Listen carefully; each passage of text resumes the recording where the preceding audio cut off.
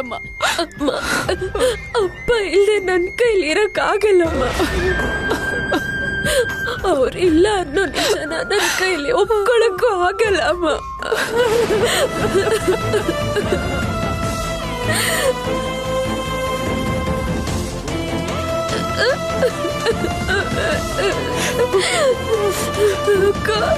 ಒಪ್ಕೊಳ್ಳೋದ್ ಬಿಟ್ಟು ಬೇರೆ ದಾರಿ ಇದೆಯಾ ಪ್ರಿಯಾ?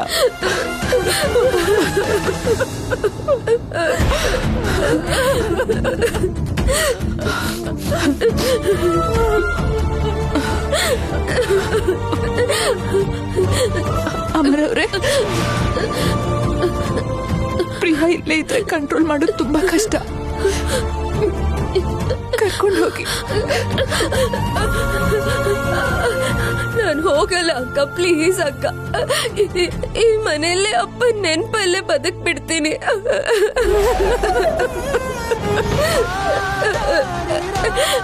ಈ ಮನೆಯಲ್ಲೇ ಅಪ್ಪನ ಪ್ರೀತಿ ಪಡ್ಕೊಂಡಿದ್ದೀನಿ. ಅವ್ರ ಜ್ಞಾಪಕದಲ್ಲೇ ಜೀವನ ಸಾಗಿಸ್ತಾ ಇಲ್ಲೇ ಇದ್ದು ಬಿಡ್ತೀನಿ. Please ಕಳಿಸ್ಬೇಡ please. ಪ್ರಿಯಾ, ಬೇಕಾದ್ರೆ ಇನ್ನೊಂದು ದಿನ ಬರೋಣ. ಈ ಟೈಮಲ್ಲಿ ನೀನಿಲ್ಲಿರೋದು ಕರೆಕ್ಟ್ ಅಲ್ಲ. ಹೋಗೋಣ ನಡಿ. ನೀನಿಲ್ಲೇ ಇದ್ರೆ ಅಪ್ಪನ ನೆನೆಸ್ಕೊಂಡು ಕಣ್ಣೀರು ಹಾಕ್ತಾನೆ ಇರ್ತೀಯಮ್ಮ. ನಮಗ್ ನಾವೇ ಸಮಾಧಾನ ಮಾಡ್ಕೋಬೇಕು.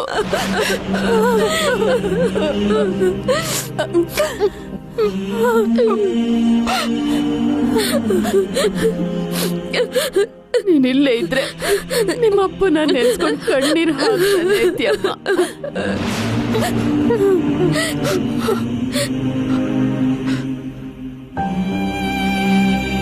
ನನ್ ಮಾತ್ ಕೇಳಮ್ಮ. ನಮಗ್ ನಾವೇ ಸಮಾಧಾನ ಮಾಡ್ಕೋಬೇಕಮ್ಮ. ಅಮ್ಮ, ನನ್ ಮಾತ್ ಕೇಳಮ್ಮ. ಪ್ಲೀಸ್ ಅಮ್ಮ, ಅಮ್ಮ ಪ್ಲೀಸ್ ಅಮ್ಮ. ನನ್ ಬಂಗಾರ ಅಲ್ವಾ? ಅಳಿ ಅಂದ್ರೆ ಪ್ಲೀಸ್ ಕರ್ಕೊಂಡು ಹೋಗಿ.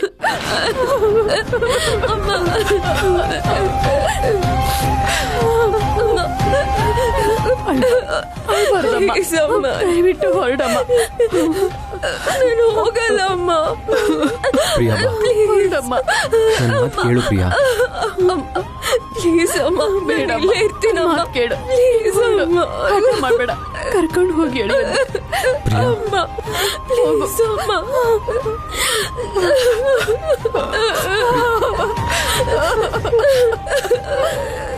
ಪ್ರಿಯಾ ಪ್ಲೀಸ್ ಬಾ. ಪ್ಲೀಸ್ ಅಮ್ಮ, ಇಲ್ಲೇ ಇರ್ತೀನಮ್ಮ. ಕೇಳಮ್ಮ. ಪ್ಲೀಸ್ ಅಮ್ಮ. ನಡಿ ಪ್ರಿಯಾ, ಅಮ್ಮ, ಸಮಾಧಾನ ಮಾಡು.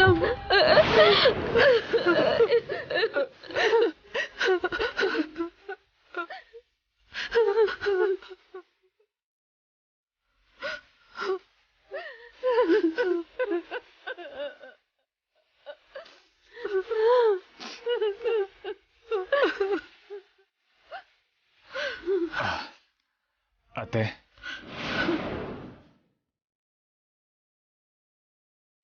ನಾನು ಹೊರಡ್ತೀನಿ. ಧೈರ್ಯ ಕಳ್ಕೋಬೇಡಿ. ನನ್ ಧೈರ್ಯನೇ ಅವರೇ ಅಪ್ಪ. ಅವರೇ ನನ್ನನ್ನ ಒಂಟಿಯಾಗಿ ಬಿಟ್ಟು ಹೊರಟೋದ್ರು.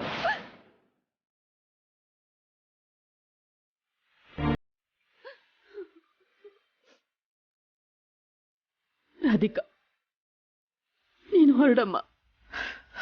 ಇಲ್ಲಮ್ಮ, ನೀನೊಬ್ಬಳನ್ನೇ ಬಿಟ್ಟು ನಾನು ಹೇಗೆ ಹೋಗ್ಲಿ ಹೇಳು? ಸ್ವಲ್ಪ ದಿನ ಇಲ್ಲೇ ಇರ್ತೀನಿ. ಸರಿ, ಏನಾದರೂ ಅವಶ್ಯಕತೆ ಇದ್ರೆ ಫೋನ್ ಮಾಡಿ. ಬರ್ತೀನಿ.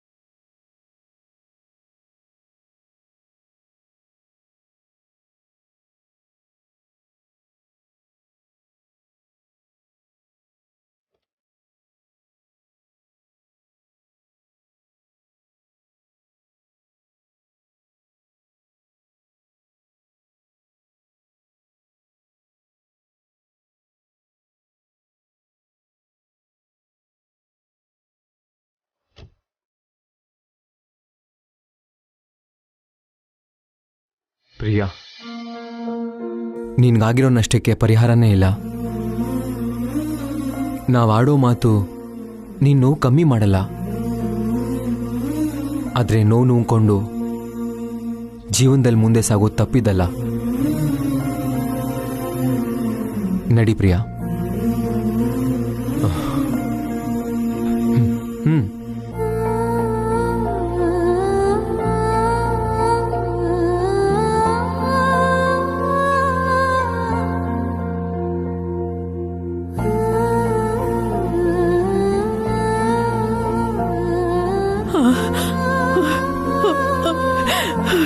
ಅಮ್ಮ ಪ್ರಿಯಾ,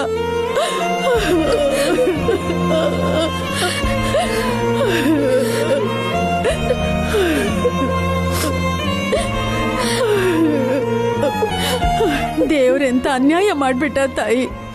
ನಿಮ್ಮಪ್ಪ ತೀರ್ಕೊಂಡ್ರು ಅಂದ್ರೆ ಸ್ವಂತ ಮಗನ್ನೇ ಕಳ್ಕೊಂಡಷ್ಟು ಸಂಕಟ ಆಗ್ತಿದೆ ನಂಗೆ.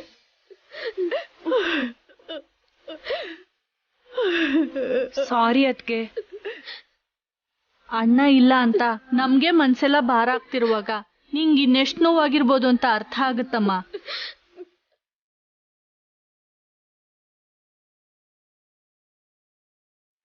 ಆದ್ರೆ ಧೈರ್ಯ ಕಳ್ಕೊಳ್ಳೋದು ಒಳ್ಳೇದಲ್ಲ ಪ್ರಿಯಾ. 3 ದಿನ ನೆನೆಸ್ಕೊಂಡ್ರೆ ಆ ನಗು ಮುಖನೇ ನೆನ್ಪಾಗತ್ತೆ. ಅಂತ ಮನುಷ್ಯ ಹೋಗ್ಬಿಟ್ಟ ಅಂದ್ರೆ ನಿಂಗ್ ಮಾತ್ರ ಅಲ್ಲ ಪ್ರಿಯಾ, ನಮಗೂ ಅದು ತುಂಬಾ ದೊಡ್ಡ ನಷ್ಟ. ನಿಮ್ಮಪ್ಪ ಅಂದ್ರೆ ನಿಂಗೆ ಎಷ್ಟಿಷ್ಟ ಅಂತ ಗೊತ್ತು. ನಿಂಗೆ ನಾವೆಲ್ಲ ಇದೀವಿ ಪ್ರಿಯಾ. ಈ ಟೈಮಲ್ಲಿ ನೀನು ಧೈರ್ಯವಾಗಿರೋದಷ್ಟೇ ಅಲ್ಲ, ನೀವು ಅಕ್ಕ ತಂಗಿ ಇಬ್ರು ಸೇರಿ ನಿಮ್ಮ ಅಮ್ಮಂಗೂ ಸಮಾಧಾನ ಮಾಡಿ ಧೈರ್ಯ ಹೇಳ್ಬೇಕು.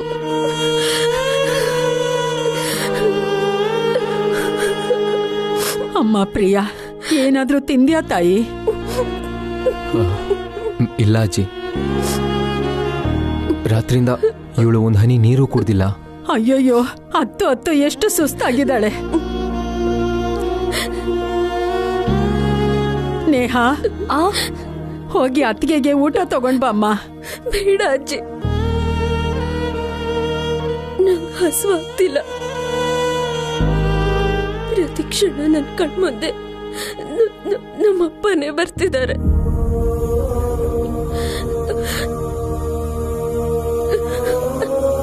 ಅವ್ರ ಮಾತು, ಅವ್ರ ಪ್ರೀತಿ ಜ್ಞಾಪಕ ಬರ್ತಿದೆ.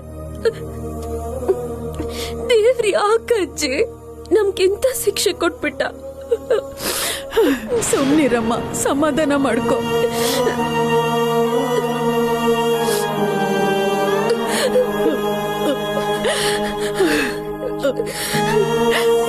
ಅಮರ್, ನಮ್ ಪ್ರಿಯನ ರೂಮ್ ಕರ್ಕೊಂಡು ಹೋಗಪ್ಪ. ನಾನ್ ಜ್ಯೂಸ್ ಕೊಟ್ಟು ಕಳಿಸ್ತೀನಿ. ಆಯ್ತು ಅಜ್ಜಿ. ಅಮ್ಮ ಪ್ರಿಯಾ, ನೀನ್ ಹೋಗಿ ರೆಸ್ಟ್ ತಗೋಮ್ಮ. ಹೋಗಮ್ಮ.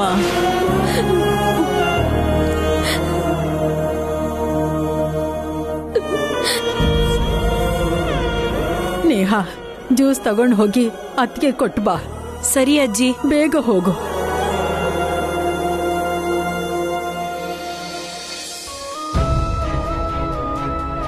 ಕಂದ ಕೈಲಾಶ್,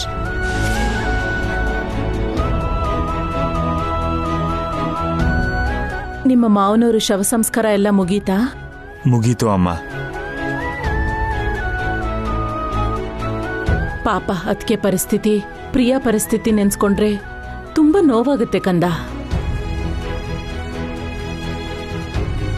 ನಾವು ಎಷ್ಟೇ ಜನ ಇದ್ರು ಅಣ್ಣ ಇಲ್ಲ ಅನ್ನೋ ಕೊರತೆನ ನಾವು ಖಂಡಿತ ತೀರ್ಸಕ್ಕಾಗಲ್ಲ. ಅಣ್ಣ ಅಂತೂ ಹೆಣ್ಮಕ್ಳ ಮದ್ವೆ ಮಾಡಿ ಮುಗಿಸಿದ್ರು. ಅವರ ಸದ್ಗುಣ ಇಬ್ರು ಮಕ್ಳಿಗೂ ಬಂದಿರೋದ್ ಮಾತ್ರ ಅಲ್ಲ, ಆ ಇಬ್ರು ಹೆಣ್ಮಕ್ಳಿಗಿರೋ ಸದ್ಗುಣಕ್ಕೆ ತಕ್ಕ ಹಾಗೆ ಒಳ್ಳೆ ಗಂಡಂದ್ರು ಸಿಕ್ಕಿದ್ದಾರೆ. ಸೊಸೆ ಯಾವನ್ನೋ ಪ್ರೀತಿಸಿದ್ಲು ಅಂತ ಗೊತ್ತಿಲ್ಲದೆ ರಾಧಿಕಾದು ಮಹಾನ್ ವ್ಯಕ್ತಿತ್ವ ಅಂದ್ಕೊಂಡಿದ್ದಾಳೆ ನನ್ನ ತಂಗಿ. ಅವಳು ನಿಜ ಮುಚ್ಚಿಟ್ಟು ಮೋಸ ಮಾಡಿದ್ಲು ಅಂತ ಗೊತ್ತಾದ್ರೆ ಕಥೆ ಮುಗೀತು. ಜೋರಾಗಿ ಮಾತಾಡ್ಬೇಡ್ರಿ, ಅದಕ್ಕೆ ಕೇಳಿಸ್ತು ಅಂದ್ರೆ ನಾವು 3 ಜನನು ಇವತ್ತೇ ಮೇಲಿರೋ ಕೃಷ್ಣಮೂರ್ತಿ ಜೊತೆ ಸೇರ್ಕೊಂಡ್ಬಿಡ್ತೀವಿ. ಹೌದು, ನೀನೊಬ್ನೇ ಬಂದಿದ್ಯಲ್ಲ, ರಾಧಿಕಾ ಎಲ್ಲಿ ಕಂದ? ಅಮ್ಮ ಅದು ಬಿಟ್ನೇನೋ.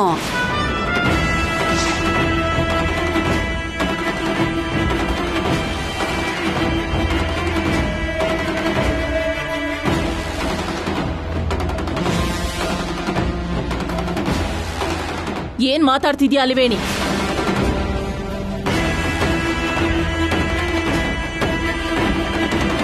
ಬಾಯ್ಗೆ ಏನ್ ಬಂದ್ರೆ ಅದನ್ನ ಮಾತಾಡ್ಬಿಡೋದೇನಾ? ಯಾಕೆ ಬಿಟ್ಬಿಡ್ತಾನೆ? ತಪ್ಪು ತಿಳ್ಕೊಬೇಡಿ ಅದಕ್ಕೆ. ಅಪ್ಪನ್ ಕಳ್ಕೊಂಡಿರೋ ದುಃಖ ಇನ್ನ ಹೋಗಿಲ್ವಲ್ಲ, ಅಮ್ಮ ಒಂಟಿಯಾಗಿರ್ತಾರಂತ ಅಲ್ಲೇ ಬಿಟ್ಟು ಬಂದಿರ್ತಾನೆ ಅಂತ ಹೇಳ್ದೆ ಅಷ್ಟೇ. ಹೌದಮ್ಮ, ಸ್ವಲ್ಪ ದಿನ ಅಲ್ಲೇ ಇರ್ತಾಳೆ. ಕಂದ ಕೈಲಾಶ್, ನೀನು ಅಲ್ಲೇ ಇದ್ರೆ ಚೆನ್ನಾಗಿತ್ತು. ರಾಧಿಕಾಗೂ ಸಮಾಧಾನ ಆಗ್ತಿತ್ತು, ಗಂಡನ ಕಳ್ಕೊಂಡಿರೋ ನಿಮ್ಮ ಅತ್ತೆಗೂ ಧೈರ್ಯ ಇರ್ತಿತ್ತು, ಪ್ರಿಯಾಗೂ ದುಃಖ ಕಡಿಮೆ ಆಗ್ತಿತ್ತು. ಅಮ್ಮ ನಂಗೆ ತುಂಬಾ ಕೆಲಸ ಇದೆ ಅಮ್ಮ, ಅದಕ್ಕೆ ಬಂದ್ಬಿಟ್ಟೆ. ನಾನು ಮೇಲಿರ್ತೀನಿ.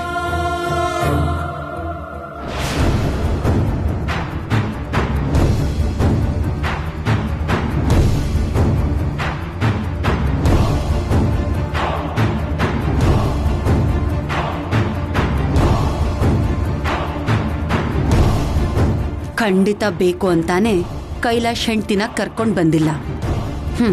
ಇನ್ಮೇಲೆ ಯಾವತ್ತೂ ಕರ್ಕೊಂಡ್ ಬರ್ದಿರೋ ಥರ ನಾವೊಂದ್ ಪ್ಲಾನ್ ಮಾಡ್ಬೇಕು.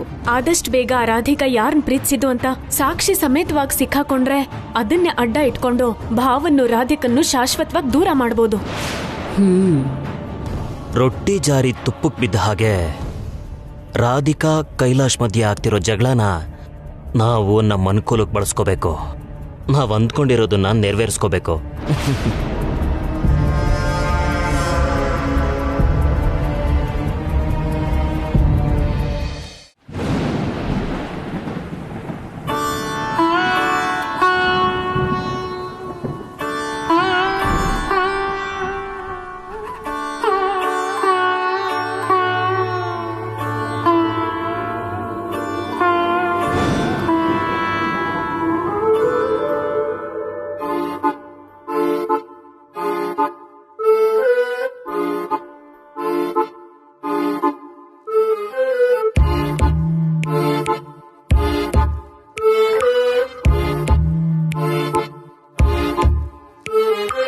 ಮಳೆ ಮರೆತು ತಾನಾಗಿ ಹಸಿರಾಗಿ ನಿಂತಾಗ ಈ ಭೂಮಿ ಸಲಹೇನೆ ಕೊಡಬೇಡ ದೇವರೇ, ನೀನಿಲ್ಲಿ ಹಂಗಾಮಿ.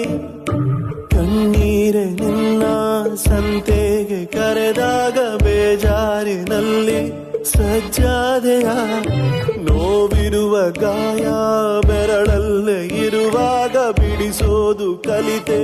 ರಂಗೋಲಿಯ ಮಿಂಚೊಂದು ಕಿಡಿಕಾರಿ ಆಕಾಶ ಚೆಲುವಾಯ್ತು ಹೇಗೆ, ಬೆಂಕಿಯ ಕಡಿಗೀರಿ ಮನೆ ತುಂಬ ಬೆಳಕಾದ ಹಾಗೆ.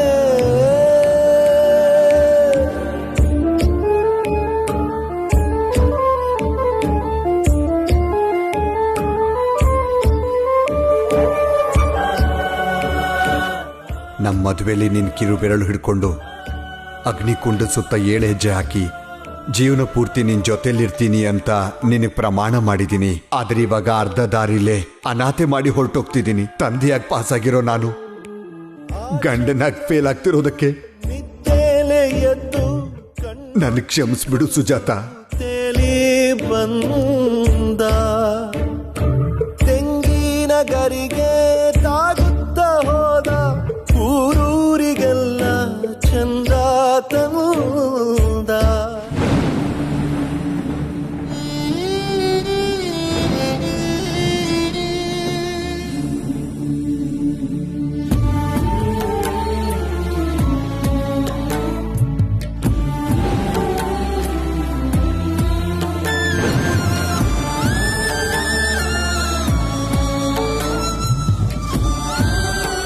ಅಮ್ಮ, ಊಟ ತಿನ್ನಮ್ಮ. ಹೇಗ್ ತಿನ್ನೋಕ್ಕಾಗುತ್ತಮ್ಮ? ನಿಮ್ಮಪ್ಪ ಇಲ್ಲದೆ ಇರುವಾಗ ನನ್ಗೆ ಹೇಗೆ ಊಟ ಇಳಿಯುತ್ತೆ?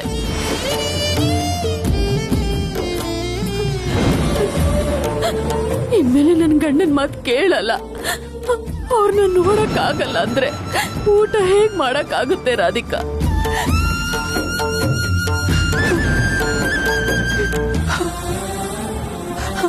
ಅಪ್ಪ ನಮ್ಮೆಲ್ಲರನ್ನೂ ಕೂಡ ಅವ್ರ ಪ್ರೀತಿಯನ್ನ ಬಂಧನದಲ್ಲಿ ಕಟ್ಟಾಕಿದ್ದಾರೆ.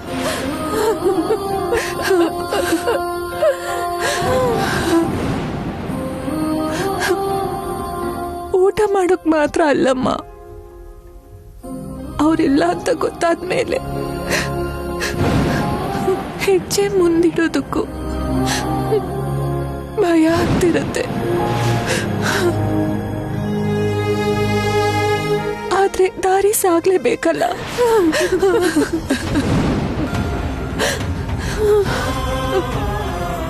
ಸ್ವಲ್ಪ ಆದ್ರೂ ತಿನ್ನು, ಇಲ್ಲಾಂದ್ರೆ ಆಯಾಸ ಆಗತ್ತೆ. ನಿಮ್ಮಪ್ಪ ಬ್ಯಾಂಕಿಂದ ಮನೆಗೆ ಬಂದ ತಕ್ಷಣ ನನ್ನನ್ನ ಕೇಳ್ತಾ ಇದ್ದಿದ್ ಮೊದಲನೇ ಪ್ರಶ್ನೆ ಏನ್ ಗೊತ್ತಾ ರಾಧಿಕಾ? ಊಟ ಮಾಡ್ತೀಯಾ ಸುಜಾತ ಅಂತ.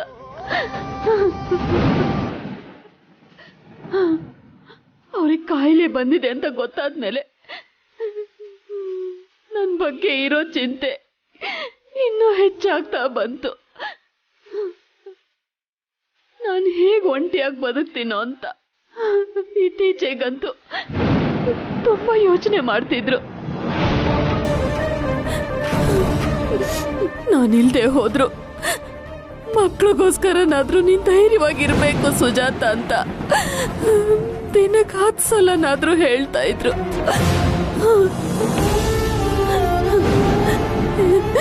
ಆ ದೇವ್ರು ಅವ್ರನ್ನ ಕರ್ಕೊಂಡು ಹೋಗಿ ನನ್ನ ಶಾಶ್ವತವಾಗಿ ಅನಾಥೆ ಮಾಡ್ಬಿಟ್ಟ.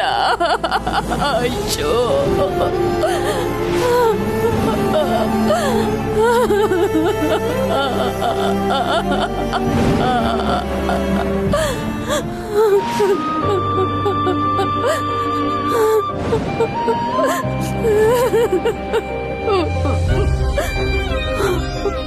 ನಿಮ್ಮಪ್ಪನ್ನ ಬದುಕ್ಸಿ ನನ್ನನ್ನಾದ್ರೂ ಕರ್ಕೊಂಡು ಹೋಗ್ಬಾರ್ದಿತ್ತ ಆ ದೇವ್ರು? ಆ ದೇವ್ರು ನನ್ಗೆ ಅನ್ಯಾಯ ಮಾಡ್ಬಿಟ್ಟ. ಹಾಗೆ ಮಾತಾಡ್ತೀಯಮ್ಮ.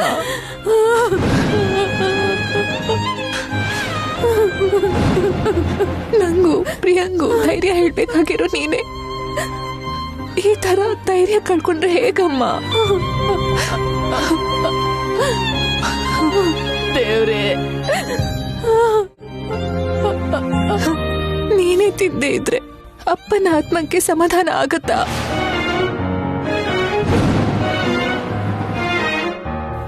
ಅವ್ರಿಗೋಸ್ಕರನಾದ್ರೂ ಸ್ವಲ್ಪ ತಿನ್ನಮ್ಮ. ಬೇಡಮ್ಮ. ತಗೋ. ನನಗೆ ಬೇಡ ರಾಧಿಕಾ. ಅಮ್ಮ ಪ್ಲೀಸ್ ಅಮ್ಮ, ತಿನ್ನಮ್ಮ. ಬೇಡ ರಾಧಿಕಾ, ಪ್ಲೀಸ್ ಅಮ್ಮ, ತಗೋ.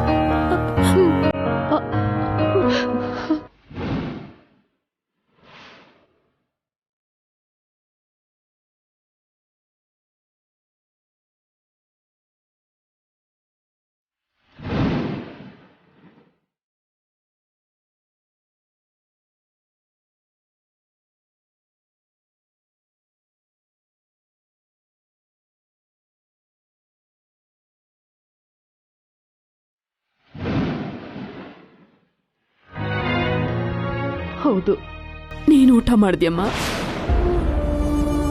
ನನ್ನ ವಿಷಯ ಬಿಡಮ್ಮ, ನಾನು ಆಮೇಲೆ ತಿಂತೀನಿ, ನೀನ್ ತಿನ್ನು. ಹಾಗಲ್ಲ ರಾಧಿಕಾ, ನೀನು ಊಟ ಮಾಡು, ನಾನು ತಿನ್ನಿಸ್ತೀನಿ, ತಿನ್ನು.